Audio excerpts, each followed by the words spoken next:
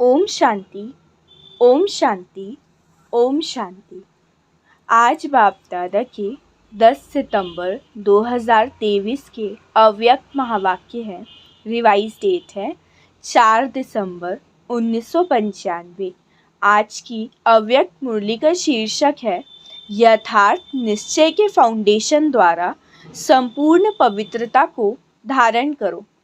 यथार्थ निश्चय के फाउंडेशन द्वारा संपूर्ण पवित्रता को धारण करो। आज बाप दादा देश विदेश चारों ओर के नए नए बच्चों को देख रहे थे। चाहे मधुबन में साकार रूप में आए हैं, चाहे आकार रूप में अपने अपने सेवा स्थान में आए हुए हैं, तो नए नयों को देख बाप दादा सभी के निश्चय को देख रहे थे, क्योंकि निश्चय इस ब्राह्मण जीवन के संपन्नता का फाउंडेशन है और फाउंडेशन मजबूत है तो सहज और तीव्र गति से संपूर्णता तक पहुंचना निश्चित है। तो बाप दादा देख रहे थे कि निश्चय भी भिन्न भिन्न प्रकार का है। जो यथार्थ निश्चय है कि मैं परमात्मा बाप का बन गया, स्वयं को भी आत्मा स्वरूप जानना, मानना, चलना और बाप जो भी है वैसे जानना, यह है यथार्थ निश्चय। दूसरा निश्चय है योग द्वारा थोड़े समय के लिए अशांति से शांति का अनुभव करते हैं और स्थान के शक्तिशाली शांत वायुमंडल आकर्षित करता है। वह ब्राह्मण आत्माएं और ब्राह्मण परिवार का आत्मिक प्यार और पवित्रता का जीवन का प्रभाव पड़ता है। कंपनी अच्छी लगती है, दुनिया के वायुमंडल के कॉन्ट्रास्ट में ये संग अच्छा लगता है। ज्ञान भी अच्छा, परिवार भी अच्छा, वायुमंडल भी अच्छा, तो वो अच्छा लगना उस फाउंडेशन के आधार पर चलते रहते हैं। यह है दूसरा नंबर। पहला नंबर सुनाया यथार्थ निश्चय और दूसरा नंबर अच्छा लगता है और तीसरा नंबर है दुनिया के संबंधियों के दुखमय वातावरण से बचकर जितना समय भी सेवा केंद्र पर जाते हैं उतना समय दुख से किनारा होकर शांति का अनुभव करते हैं। ज्ञान की गुह्यता में नहीं जाएंगे, लेकिन शांति के प्राप्ति के कारण कभी आते हैं और कभी नहीं भी आते हैं, लेकिन यथार्थ निश्चय बुद्धि विजयी होते हैं। और देखा जाता है कि जब शुरू में आते हैं तो अशांति से तंग होते हैं, शांति के इच्छुक होते हैं। तो जैसे प्यासे को एक भी बूंद अगर पानी की मिल जाए तो वो बहुत बड़ी बात अनुभव करता है। तो अप्राप्ति से प्राप्ति होती है। परिवार में, ज्ञान में, योग में, वायुमंडल में अंतर दिखाई देता है। तो पहला समय बहुत अच्छे उमंग उत्साह से चलते, बहुत नशा रहता है, खुशी भी होती है, लेकिन अगर पहले नंबर के यथार्थ निश्चय का फाउंडेशन पक्का नहीं, दूसरे या तीसरे नंबर का निश्चय है, तो धीरे धीरे जो शुरू की खुशी, शुरू का जोश है, उसमें फर्क आ जाता है। इस सीज़न में नए नए बहुत आए हैं और चांस भी मिला है, ये तो बहुत अच्छा है। बाप दादा को भी नए नए बच्चों को देख खुशी होती है कि ये फिर से अपने परिवार में पहुंच गए, लेकिन ये चेक करो कि निश्चय का फाउंडेशन पक्का है, निश्चय नंबर 1 है या नंबर वार। तो बाबा ने कहा ये सब चीज़ चेक करो। चलते चलते मुख्य पवित्रता धारण करने में मुश्किल नहीं लगेगा। अगर पवित्रता स्वप्न मात्र भी हिलाती, हलचल में आती है, तो समझो नंबर 1 फाउंडेशन कच्चा है, क्योंकि आत्मा का स्वधर्म पवित्रता है, अपवित्रता परधर्म है और पवित्रता स्वधर्म है। तो जब स्वधर्म का निश्चय हो गया तो परधर्म हिला नहीं सकता। कई बच्चे कहती हैं पहले तो बहुत अच्छे आते थे, अभी पता नहीं क्या हो गया। तो क्या हो जाता है कि बाप जो है जैसा है वैसे अनुभव में नहीं लाते। अगर पूछेंगे कि बाप साथ है तो हाथ सब उठाएंगे, हाथ उठाना बहुत सहज है, लेकिन बाप साथ है तो बाप की पहली पहली जो महिमा करते हैं, सर्वशक्तिमान है, ये मानते हो या सिर्फ जानते हो? तो जब सर्वशक्तिवान बाप साथ है तो सर्वशक्तिवान के आगे अपवित्रता क्या आ सकती है? नहीं आ सकती ना। लेकिन आती तो है, फिर वो आती कहाँ से है? कोई और जगह है। चोर लोग जो होते हैं वो अपने स्पेशल गेट बना लेते हैं। एक चोर गेट होता है, तो आपके पास भी छिपा हुआ चोर गेट तो नहीं है? चेक करो, नहीं तो माया कहीं से भी आ जाएगी। नहीं तो माया कहाँ से आई? ऊपर से आ गई। अगर ऊपर से आ गई तो ऊपर ही खत्म हो जानी चाहिए।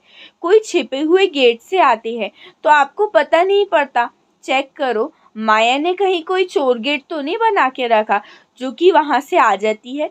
आपके जो विशेष स्वभाव या संस्कार कमजोर होंगे, वही माया अपना गेट बना लेती है।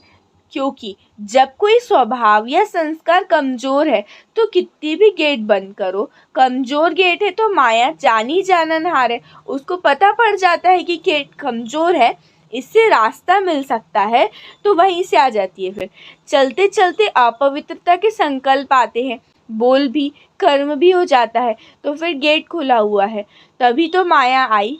फिर साथ कैसे हुआ? कहने में कहते हो कि सर्वशक्तिवान साथ है, या फिर कमजोरी कहाँ से आई? कमजोरी रह नहीं सकती। बाबा ने कहा अगर सर्वशक्तिवान साथ है तो फिर कमजोरी आपके पास रह नहीं सकती। चाहे पवित्रता में कोई विकार हो, मानो लोभ सिर्फ खाने पीने का नहीं, कई समझते हैं हमारे में पहनने खाने का या रहने का ऐसा कोई आकर्षण नहीं, जो मिलता है उसमें चलते हैं। लेकिन जैसे आगे बढ़ते हैं तो माया लोभ भी रॉयल रूप में, सूक्ष्म रूप में ला लेती है। वो रॉयल रूप क्या हो जाता है? चाहे स्टूडेंट चाहे टीचर, माया दोनों में रॉयल लोभ होने के कारण फुल पुरुषार्थ करती है। मानो स्टूडेंट है, बहुत अच्छा निश्चय बुद्धि सेवाधारी है, सब में अच्छा है, लेकिन जब आगे बढ़ते हैं तो रॉयल लोभ आता है कि मैं इतना कुछ करता हूँ, सब तरीके से मददगार हूँ, तन मन धन से जिस समय चाहिए उस समय हाजिर हो जाता हूँ, तो भी मेरा नाम टीचर वर्णन नहीं करती, मैं जिज्ञासु बहुत अच्छा हूँ।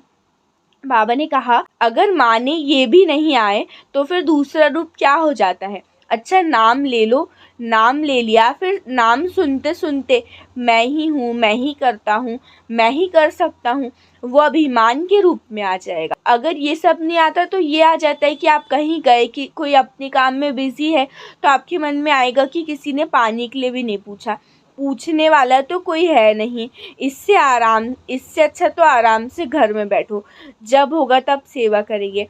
तो ये भिन्न भिन्न प्रकार के विकारों का रॉयल रूप आ जाता है।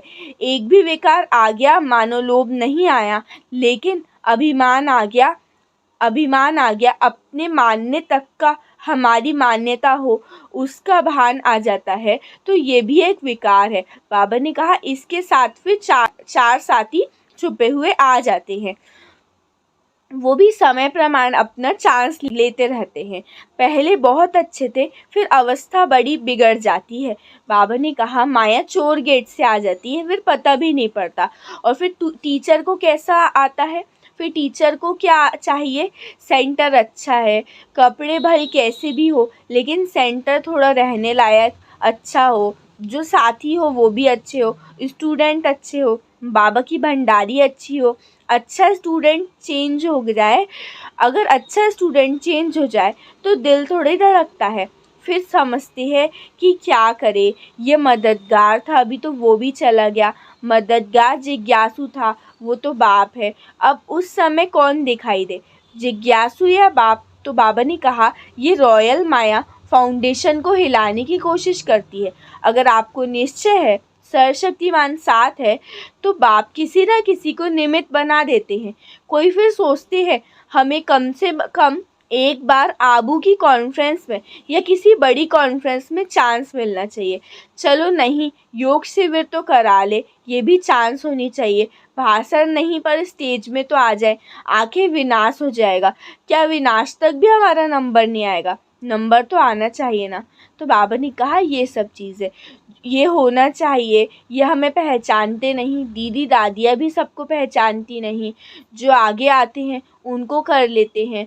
फिर बाबा ने आगे कहा बाप दादा ने सुना दिया है, मानो आप स्टेज पर आ गई या आपकी कोई भी विशेषता के कारण योग नहीं भी है, अवस्था इतनी अच्छी नहीं भी है, लेकिन बोल में कैचिंग पावर में विशेषता है तो चांस मिल जाता है, क्योंकि किसी की वाणी में मिठास होती है, स्पष्टता होती है, कैचिंग पावर होती है, तो यहाँ वहाँ के मिसल वगैरह कैच करके सुनाते हैं, इसलिए उनका नाम ज़्यादा हो जाता है।